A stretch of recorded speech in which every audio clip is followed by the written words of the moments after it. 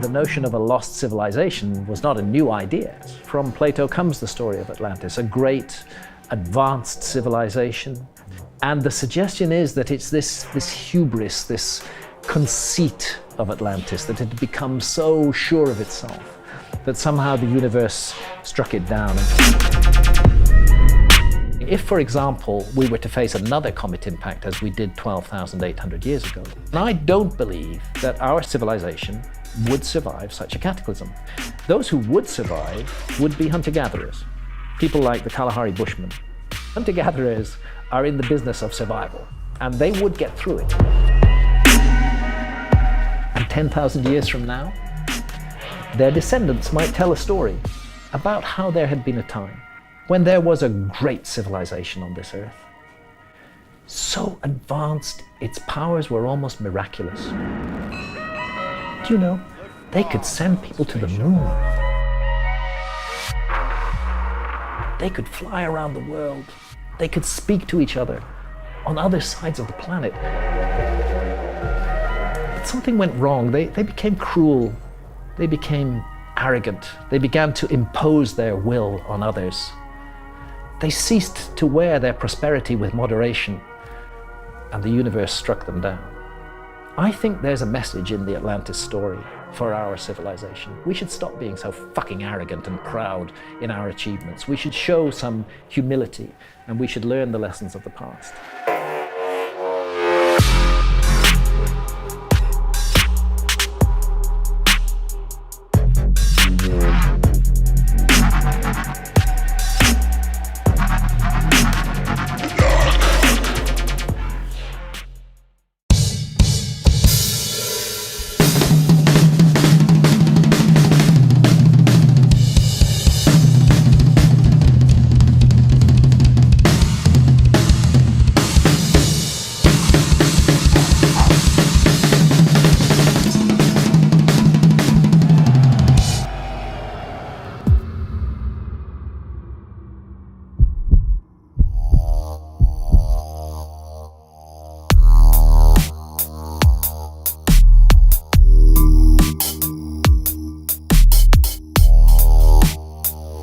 Mr. Graham Hancock is back in the building for a record third time, a three-peat.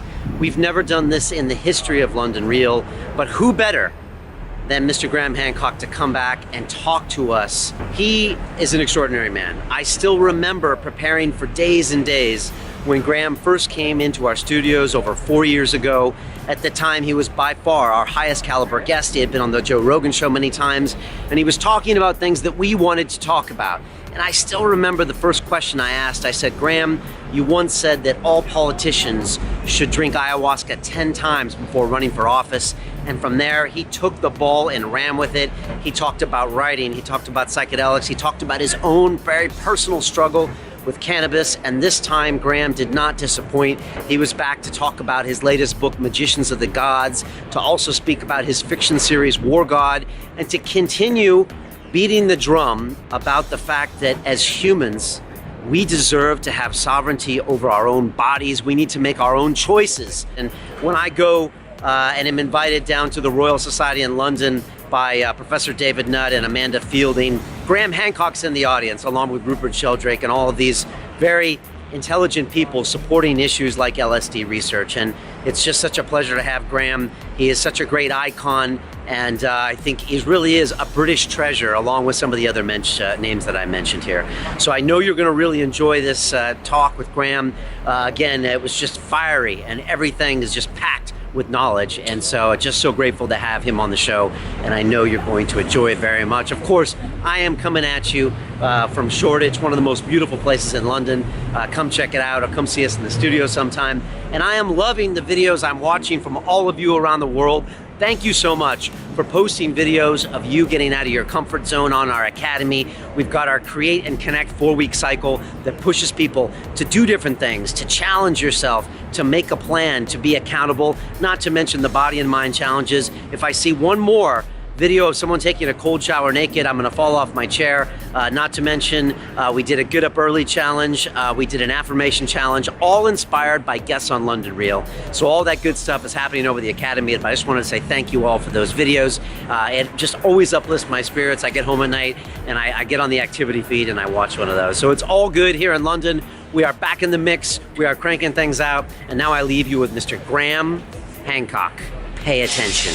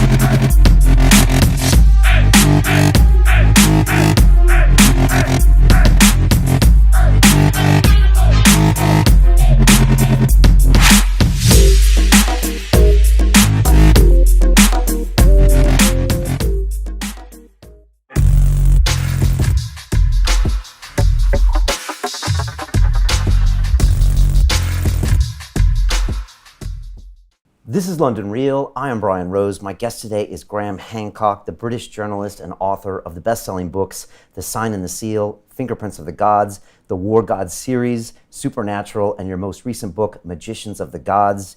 You specialize in unconventional theories involving ancient civilizations, stone monuments and megaliths, astrological data from the past, and altered states of consciousness. Your books have sold more than 5 million copies worldwide and have been translated into 27 languages. Graham, welcome back to London Real. Thanks. Good to be with you again. Great to have you here. You're the only time we've ever had a guest on for 3 times. And so, you know, it's just always a pleasure to have you here. Well, thanks. If I actually mark your visits, it's kind of like a history of London Real. You were here first 4 years ago. In the early days, Yeah, and then 3 years ago. And I still remember that first visit. It was so powerful. I remember I prepared like 4 days for it. And you came on and you just spoke so honestly about everything, about consciousness. We talked about ayahuasca, cannabis, and it was just great. And I just, before we even get started, I just want to acknowledge you for all the work you've done and you just keep it real all the time, Graham. And that's, whenever I see you in an interview or on a Rogan show, you're always speaking, hard truths, calling the world out for what it is, and it's refreshing. So. Well, thank you. That's nice of you to say that. I just do what I do. I mean, there's nothing complicated or special about it. Yeah, you seem to be very true to what you're doing. So what has been happening with you the past 3 years? I know Magicians came out last year. People had waited a long time for that book. I believe Fingerprints was out in '95, is that right? Fingerprints of the Gods is definitely the book that I'm best known for. Yeah. And it proposes that we are a species with amnesia, that there has been a forgotten episode of high civilization in the remote human past, back during the Ice Age. That was the case that I made in Fingerprints of the Gods. It was a very controversial book. It tackled many of the ideals of mainstream history head on. It suggested that the whole story we've been told about the origins of civilization is wrong. And that book was published in 1995, which is, well, we're sitting here in 2016, so amazingly that's 21 years have passed since I wrote Fingerprints. And that book came about because you were a journalist in Africa. You had made a trip to Ethiopia and you started just asking questions, right? Because you didn't set out to be... I had a very little interest in the ancient past, as a matter of fact. I was totally a current affairs guy during the 1970s and the 1980s. But it was reporting a current affairs story in Ethiopia that led me to Ethiopia's claim to possess the lost Ark of the Covenant, which is actually central to the whole culture of Ethiopia. And I thought that was a story worth investigating. And it was a story about the past, and it drew me into the past in most unexpected ways.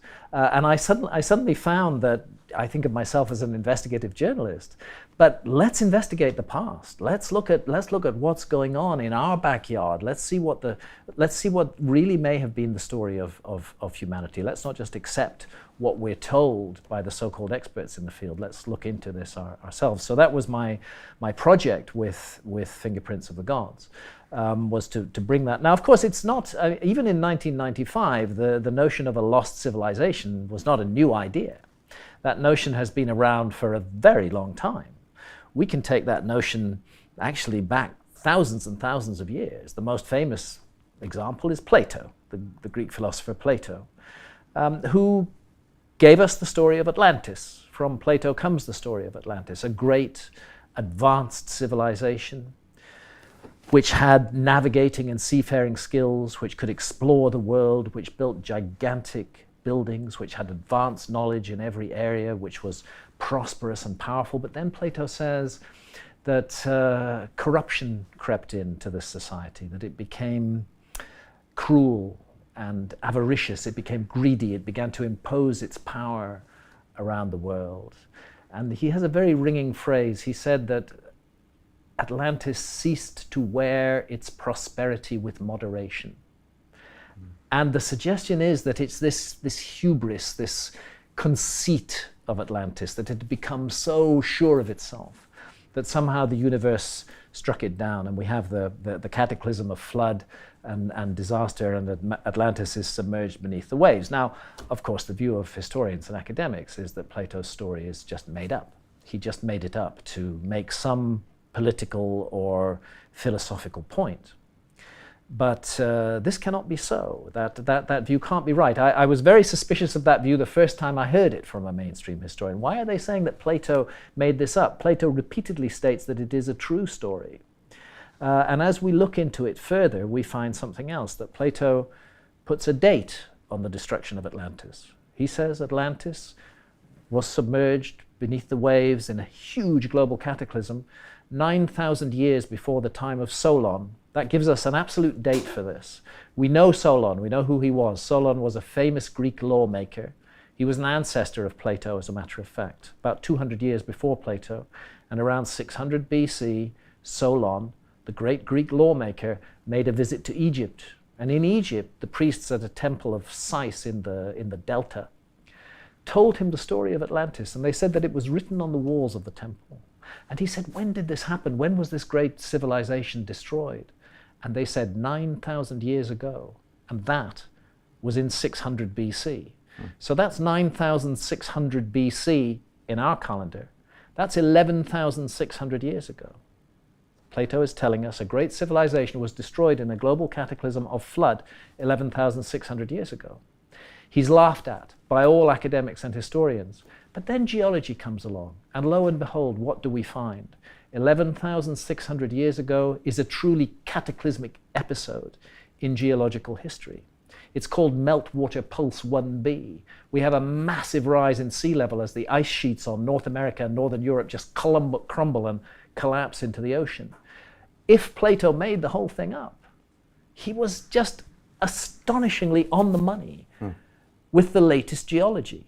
And I think that we really have to reconsider our attitudes to these stories that have come down to us from the past.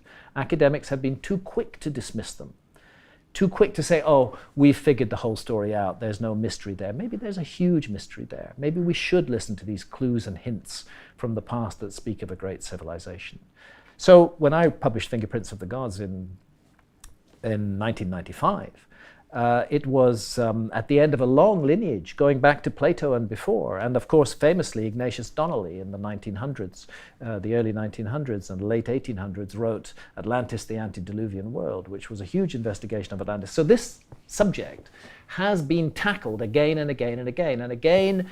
Mainstream academia has said, no, it's impossible, there could be no lost civilization, we know everything about the past, and it's been dismissed. But the problem is that new evidence keeps coming out, which can't be explained by the existing historical model. New evidence that just doesn't fit the picture. And my sense is that this evidence is now becoming overwhelming, and that we're reaching a tipping point. Maybe not this year, maybe not next year. But within our lifetimes, we are going to see a completely new understanding of the past, a radical revisioning of the past, and therefore of our place in the world as well. Did you know when you published that book in '95 that you were picking a fight with academia, that you were going to soon be their nemesis for the next 20 years? I didn't know that really. I understood that there were academics with entrenched positions on this subject, but I didn't realize how violent it could become, how really powerful the reaction could be, and how concerted and organized it could be. I didn't realize that actually the past is an ideological subject in our society, and that it is a subject that is therefore tightly controlled as to what we are to know and not know about the past. By the current politicians and the current people, not just academics. You see, when you have a huge civilization, as we have to do today, with billions of people all around the world, and you're in a leadership role, you want them kind of organized and productive and doing stuff, and that you want them to feel good about that. So you want to tell them a story about why that should be good, why they should go to work every day, and basically maybe not enjoying themselves, but they go to work, earn their salary, and buy consumer goods. This is what our society is about. It's about production and consumption, and we're supposed to feel good about that. And the historical model that we have at the moment tells us that we, 21st century technological society, is the absolute apex and pinnacle of human achievement. We are it. We're the bee's knees, you know. We've made it. We're the end of that long story, and here we are, and we should just produce and consume endlessly in this sort of hedonistic binge, and that's what life is all about. And that is very nice for those in positions of power, because if people will buy into that, they stay quiet, they don't ask questions, they don't complain, they don't riot in the streets, they just do their jobs. And I would suggest that the historical model that we have at the moment is part of that system of control. It's part of saying that it's perfectly normal and right that things should be as they are. We should be very pleased with ourselves. We're not doing anything wrong, and let's just carry on doing what we do. So when you shake that up and publish a book that has a lot of research to it, a lot of thought to it, it starts upsetting lots of different people. And the academics come after you, but there's a lot of people that just don't want to hear this. Well, academics and their friends in the media. This is a very substantial issue. There's a whole network of ideas. I'm not talking about a conspiracy, actually. This isn't a conspiracy. It's just the way the world works.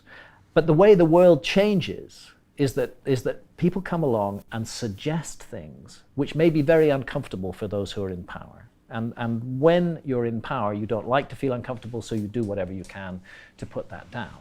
Now, from an academic's point of view, let's say a professor of archaeology, he has invested his whole career in a particular model of the past. He or she have invested their whole career in a particular model of the past. That model was already set when they went into the profession. Right there, the very moment they start doing their first exams at university, a filter is being applied. If they are in any way outside the accepted teaching, if they are suggesting that things are not as they are taught, then they will not pass those exams, or they will not do well, and they will not. So in a way, in order to do well academically in that field, you have to buy into the existing model. Because if you don't buy into the existing model, your paper will be marked down, and you will not get the results that could eventually lead you to becoming an academic. So by definition, academics are already people who've bought into the model, and their careers are invested in that model. And they're all decent people. They're all good people. They believe passionately that they're right, and that this is how it is. And that belief also becomes existential in a way. It's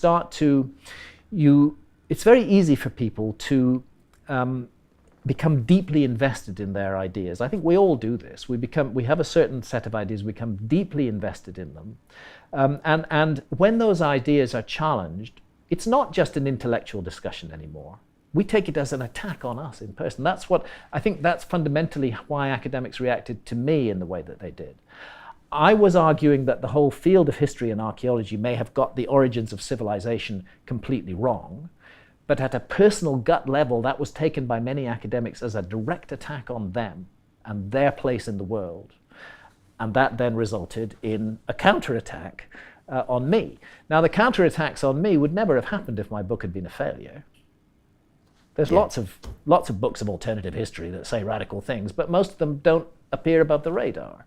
This one did appear above the radar, and as a result, there was a concerted effort was made to discredit me, and that is a bit of a conspiracy. You know, when you have academics who write to the BBC and they say you must bring this man down. You know, when they actually say that, and the BBC makes a program which is designed to damage my reputation, and that program is then later found to have been unfair by the Broadcasting Standards Commission, something odd is going on here in this. Something a little bit to do with reality control is happening there.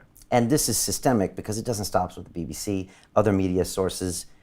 TED, you've had your ups and downs. It's very weird with TED. I strange. just find it very, very strange because I used to like the odd TED talk when I heard it, and you know, I thought, well, okay, ideas worth spreading. I can go with that, and some interesting discussions. And I think it's fairly well known. I do a TEDx event in January 2013. I'm there. Rupert Sheldrake is there. Yeah. Satish Kumar is there, a bunch of other people are there. We all give talks and they go up on the TED YouTube channel. And then 2 weeks later, TED removes my talk and it removes Rupert Sheldrake's talk. And well, naturally there's a fuss about this and people want to know why. And TED say, oh, well, because these were pseudo-scientific ideas. Well, they never justified or supported that. They accused us of representing ideas about consciousness which were not scientific.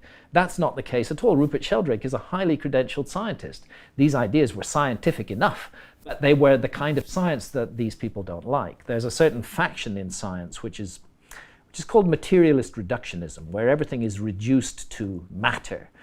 So the idea that there could be anything to consciousness beyond the brain is anathema to such scientists. Those scientists believe that consciousness, they call it an epiphenomenon of brain activity. Okay, we have these big brains.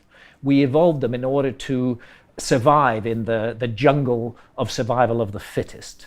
And a kind of accidental byproduct of that, we got this thing called consciousness. Believe it or not, that is what people like Richard Dawkins actually believe. That consciousness is an accidental byproduct of brain activity. Rupert Sheldrake and I were suggesting that that's not the case, that it's much more mysterious than that. And that's why they took our talks offline. Not because they were unscientific, but because they challenged a dogma of a particular faction of science. And in fact, Rupert and I received huge support from many scientists after that who said that TED were way out of line to do this, and that the ideas that we were presenting were not unscientific. They were leading edge, but they were not unscientific. So in the end, TED were forced to put the talks back, not on their YouTube channel, but on their main site. They were forced to publish the reasons why they'd taken them offline. They were forced to cross all those reasons out, a very humiliating climb down for TED, and those are still left online with all their bogus reasons for removing the talks crossed out and our rebuttals placed there and the talks back online. So a few years later, in 2015, a TEDx organizer in Reading in England comes up to me and says, would I do a TED talk with him?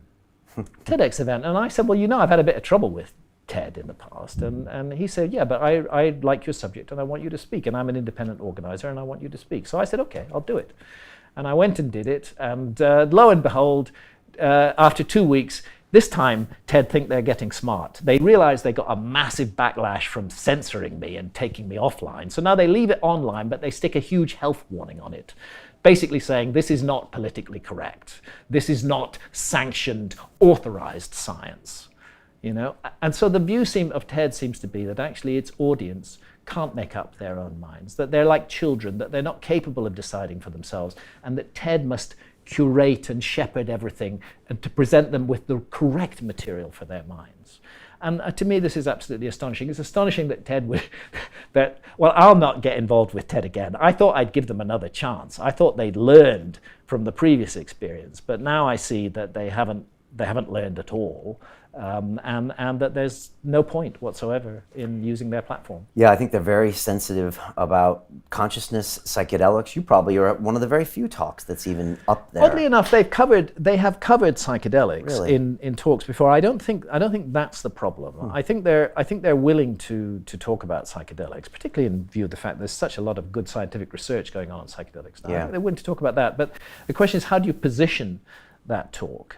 If you were to suggest, as I do, that in altered states of consciousness we may access valuable and useful information, which may be of fundamental importance to humanity, that's a step too far for an organization. And then they like call that. it pseudoscience Yeah. or something, and then they kind of redact some of those accusations. Yeah.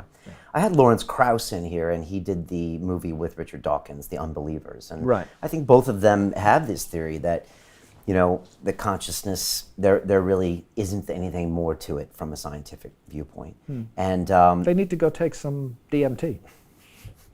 what happens when you challenge people to that? Someone challenged Richard Dawkins to that. You did. I challenged Richard Dawkins when he came to speak in my hometown, which is Bath, and he spoke in the public library. So I thought I'd go along, and he was promoting a book called The Magic of Reality. So I wanted to question him about his views on reality. And my question to him, which I recorded and put on YouTube, and his answer, was that there are cultures who believe that reality is much more complicated than just matter, and that they believe that drinking a visionary substance like ayahuasca can give them access to those realms. Have you ever, as a scientist, tested your own prejudices by working with one of these substances and seeing what the effect that the experiences have on your thinking? And he was interesting. He said, yeah, under the right circumstances, with, you know, correct medical support, as long as I could be sure I was safe, I would do it. So I await the day when Richard Dawkins has his first massive DMT trip and possibly thinks again about a few things. Right, and there's a possibility, right? He's probably... I think there is a possibility, especially with, at any rate, it's not impossible. The conditions that Richard Dawkins set, which would be, when I asked him that question and he publicly answered to it, was that he wanted medical supervision. He wanted to be assured that he would be safe. Well, there's work going on with psychedelics at Imperial College in London right now, which will provide him with all of those things. So if Richard Dawkins actually wants to put his money where his mouth is, he can contact Professor Richard Nutt, and he can have, at any rate, a deep psilocybin experience in Imperial College.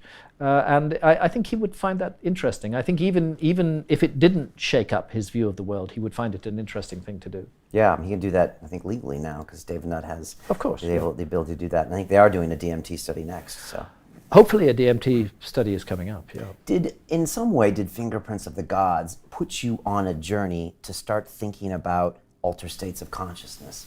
I mean, as you get more into looking at some of these monuments and monoliths in the history, did that contribute to that journey, or was it just you being exploring? Not as an individual, I had become aware, if you like, of the spiritual side of life, not through the mainstream religions in the West, but through my studies of ancient Egyptian scriptures and religions. And immersing myself in that material had, I suspect, opened me to the possibility of other realms, of other realities. But I hadn't really considered how one enters or explores those realms. I'd always thought that the Great Pyramid, whatever else it is connected to consciousness in some way, that it's like a huge instrument which is designed to enhance or affect consciousness in certain very specific ways. If you ever have the opportunity to be alone inside the Great Pyramid, as I have had on a few occasions, it's truly a mystical experience, especially if the lights go off. It can be very extraordinary, and it affects consciousness. So I was aware of consciousness. I was aware that there were views that we live in a complex reality, that there are spirit worlds, which quantum physicists might call parallel universes. All of this I was aware of it, but I hadn't really thought this is something I would look into. After I'd finished Fingerprints of the Gods, I then went on and wrote a series of other books on the lost civilization theme. The huge book published in 2002 was Underworld, documenting 7 years of scuba diving, looking for ruins underwater. And I wanted to do something different after that. I wanted to get away from the whole lost civilization and these endless bloody arguments with academics and their mates in the media. I just thought, I've done that. I was interested in human origins. And I need to cut a long story short here, but the background research I did focused on the issue of cave art. When did our ancestors, why did they suddenly start creating this fantastic art in these deep caverns, deep beneath the grounds, or in rock shelters high in mountains in South Africa, all over the world? And then I found there was a really good explanation for that. Let's pay tribute to the late, great Terence McKenna and his book, Food of the Gods. It's the stoned ape theory. Implicating psilocybin in the emergence of modern human consciousness. But let's also pay tribute to David Lewis Williams, who's a professor of archaeology and anthropology at the University of Witwatersrand in South Africa. And David Lewis Williams, right back to the 1970s, had been arguing that the secret of rock and cave art all around the world was that it was shamanistic art, that these were shamans who had entered deeply altered states of consciousness, returned to the everyday state of consciousness, and painted their visions. And that's why there's so much in common with these images all around the world. And I suddenly realized, this is fascinating. There seems to be this moment in the human story when the light just goes on and we become recognizably us. That's what I'm going to look at.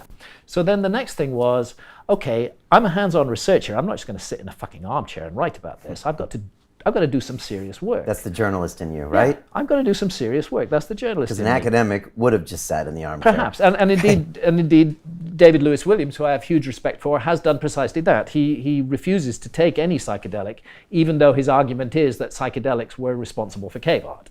Okay. He doesn't want to take one himself. He says, I don't want to burn my brains, and anyway, the research is there. I don't work that way. If I'm going to write about something, I have to experience it. Otherwise, I shouldn't be writing about it.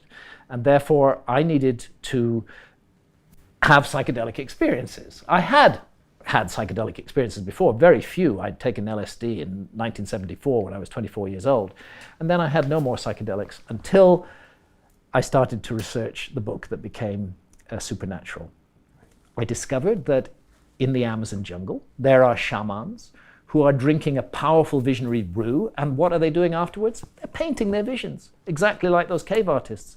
I realized it was a key. I could learn from this. So I went to the Amazon, and I had my first series of ayahuasca sessions with shamans in the Amazon, and it was an extraordinary series of experiences which shook me to my core. It gave me what I needed to write my book, to do the research authentically, but something else as well. A whole new path opened up in front of me, and an area of inquiry and investigation that I'd never even considered before, and also valuable personal lessons to learn from these ancient teacher plants, because I believe that that's what they are. And our society, with its rabid, hysterical, demonizing attitude to psychedelics, is dead wrong. 100% wrong. And 100 or 200 years from now, people will look back on this age and the persecution of the war on drugs, and they will see it as a terrible time in the human story when a dreadful, dreadful mistake was made, which was only corrected with great difficulty.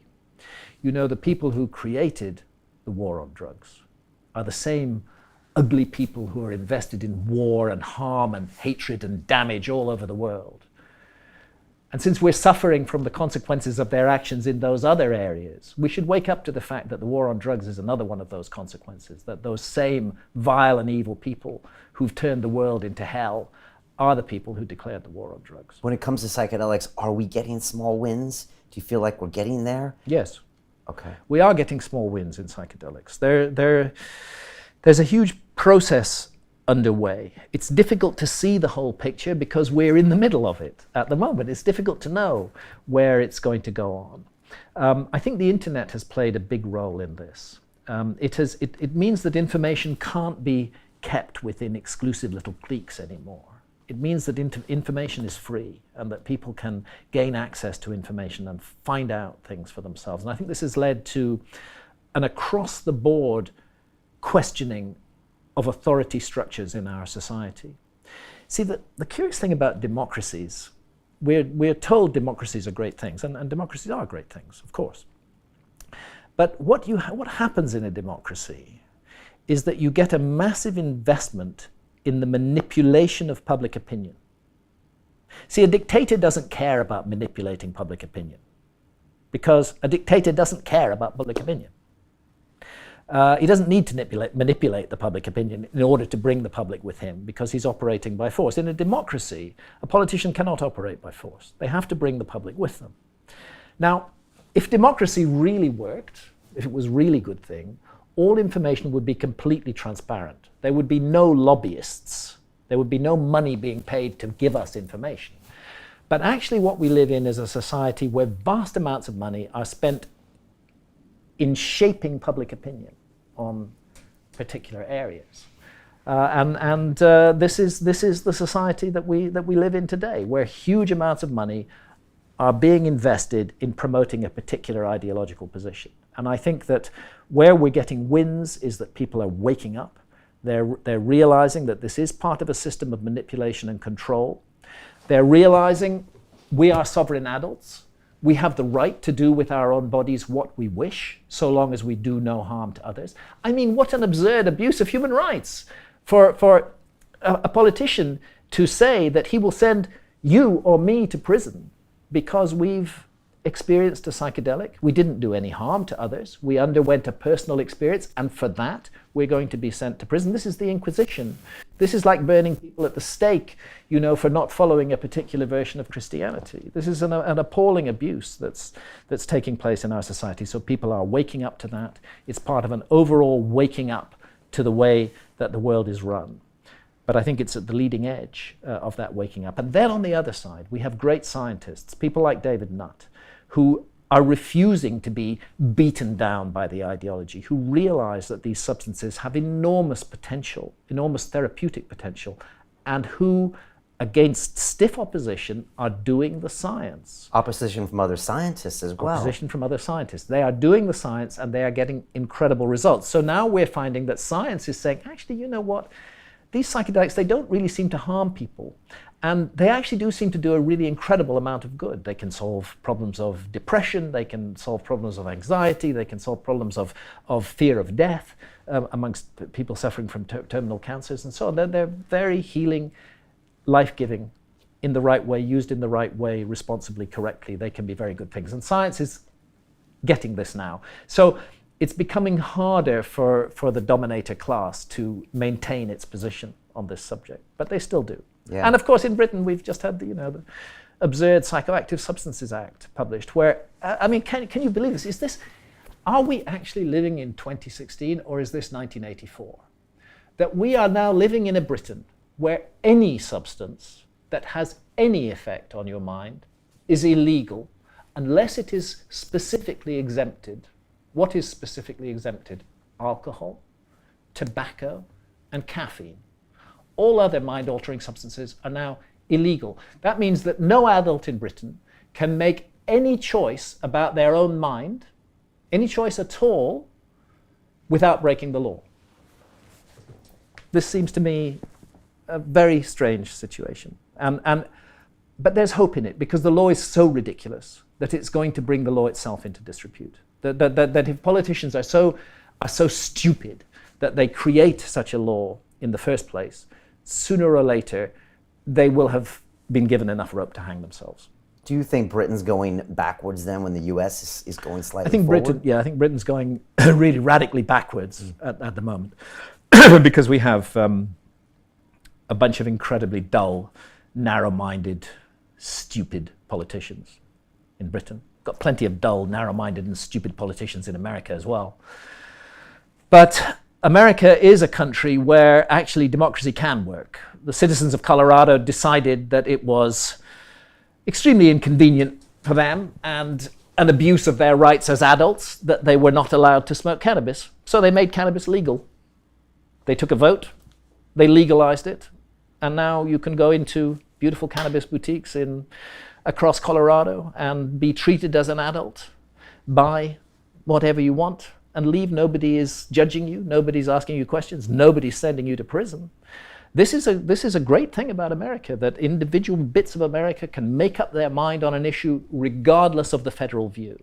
See, I can't imagine Northumberland or Yorkshire making cannabis legal. With Westminster disagrees, but Colorado and Alaska can. So yeah, I think America is moving ahead. It's a good thing too, because America as a state entity has been the driving force behind all the evils of the war on drugs. So it's a very good thing that the American people at the grassroots level are saying enough, and they are ending that war state by state.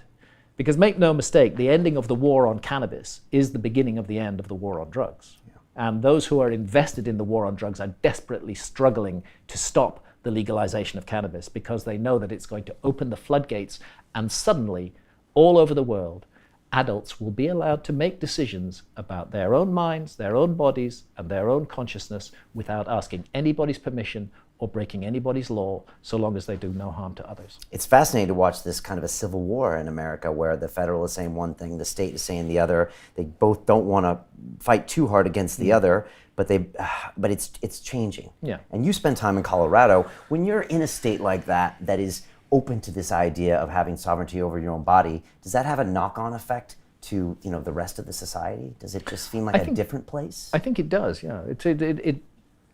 I like the air in Colorado. I feel that I'm breathing the air of some kind of freedom there, that people have freely chosen a particular way and they've made it happen. Interestingly, people from all over America are flocking to Colorado. It's a very attractive place to go and live now. I understand property prices are zooming up. There's a huge economic boom as a result of cannabis. I suspect a lot of other states are looking at that and thinking this may be the way to go. It's still today 750,000, 750,000 Americans are still arrested every year for possession of cannabis. That's 750,000 Americans every year who are getting criminal records for doing what? Having a mild experience in their own homes, doing no harm to others. Of course, this is insane. And the same society even encourages them to drink alcohol, which is a far more dangerous drug. So we need to wake up as a human species. We need to, we need to become our own leaders. This is in my view, the next step forward is, do we really need leadership? If we need leaders, then that suggests we are infants, that we're not capable of making mature and informed decisions ourselves. And I think that if humanity is going to progress, if we're going to move forward, that's the next step that we have to come to, that the role of leadership in society gets reduced. That we don't have these high-profile campaigns and these celebrity leaders going around. We don't actually need leaders. We can all be our own leaders. We need administrators. We need technocrats who can do certain things for us, but they're working for us. We're not working for them, you see. That's the thing. It's interesting you say that now that we're in full bore of a, incredibly, almost intensely insane American presidential race where it's not only leaders, but it's turned into celebrity. It's almost turned into show business. Yeah. And no one really questions the fact that we should maybe not be voting for someone and lead ourselves. It's more who are we voting for? Let's talk about this person. But people aren't really asking the questions you're talking about. No, those questions aren't being asked. But I think it's interesting what we're observing in America. I think what's driving it in America is a deep distrust of authority and a deep distrust of anything that's connected to the status quo. I'm not sure if politicians have really got the message yet. There's absolute revulsion at them here in Britain and in America. We're revolted by our political class. They're disgusting individuals. I can hardly think of a politician whose hand I would even wish to shake. And I would certainly be washing my hands afterwards if I did. Really repulsive individuals. So the vote for Trump is really a vote against them. I think it's a vote against the system. Yeah. I think it's a vote against the system that has failed Americans again and again and again. And it's the same system all over the world that's failing Britons and failing the French and failing everybody else. It's a global system of control. I think people are aware of that. I think they're fed up with that, and I think they want change. So Trump is getting support because he's certainly not part of that. He looks different. He sounds different. He feels different. Bernie Sanders got a lot of support for the same reason. He looks and sounds different. They were saying very different things, but both of them were anti-establishment figures. And that's what's going on here, that the establishment itself is losing its grip. And we are seeing a kind of crazy chaos resulting from that. But we will sort it out. Human beings are capable of sorting things out. We don't need leaders to sort things out. We can sort things out ourselves. So this is progress, really. I would say so. Okay. Yeah. You mentioned cannabis before. When you were here 4 years ago, you talked about your relationship with cannabis and how another plant ally, Mother Ayahuasca, had kind of discussed things about the other plant ally, cannabis, with you. Has your relationship with cannabis changed since then? Yeah, a bit. Can you describe So that? basically what happened with me and cannabis was that I had a very long relationship with cannabis. It started late. I didn't start smoking cannabis until I was 37 years old. And by the time I was in my early 40s, it had become a very central part of my life. And that's when I discovered I could write with cannabis as well as, just enjoy nice food. So I actually wrote Fingerprints of the Gods entirely under the influence of cannabis. I was stoned, and my critics will say, "Oh, that explains everything," and they do actually. Right, they do. Okay. Yeah, that's one of the arguments. Hancock uses drugs, so we can't believe anything he says. The ultimate ad hominem argument. Yeah. Okay. All right. Okay. Yeah. So where was I? Oh yes, the relationship with cannabis. So it started in the early 40s. The problem was, cannabis, like any of our plant allies, needs to be treated with respect. If you use this stuff 16 hours a day, 7 days a week, that's not respecting it.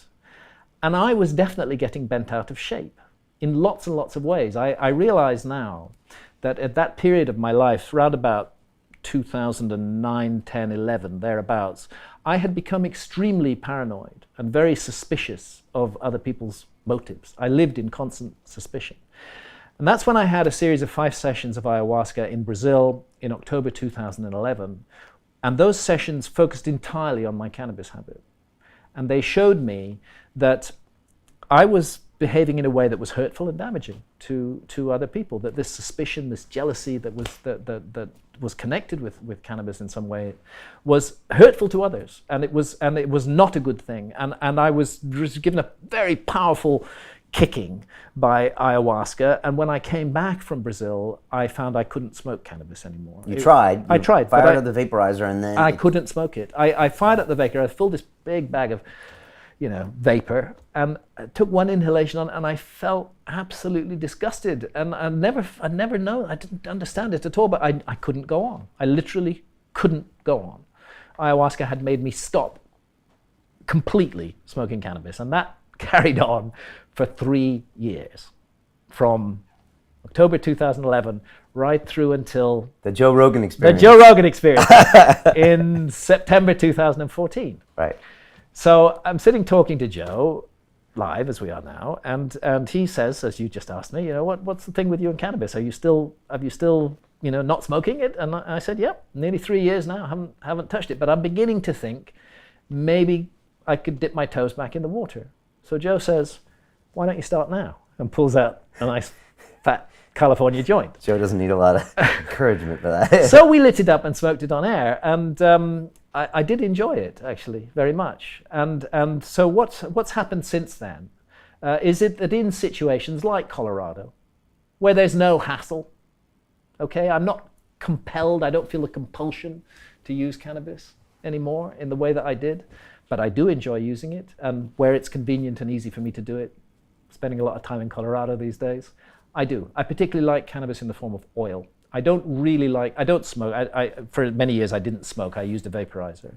But I think cannabis oil is a very interesting way to take cannabis. Orally. Yes, okay, yeah. Orally. And of course, in Colorado, with the whole medical marijuana industry, they've really developed really excellent cannabis products, and you can pick and choose exactly what you want, and with the full knowledge that it's totally legal and nobody's going to break down your door or wreck your life for doing so. And again, safe, and you know what it is, and yeah.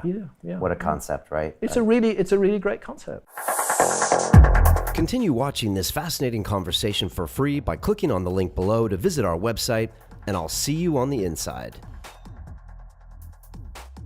I think it's important to work on the way we behave with other people, and to try as far as possible to be nurturing and positive, but also to be honest.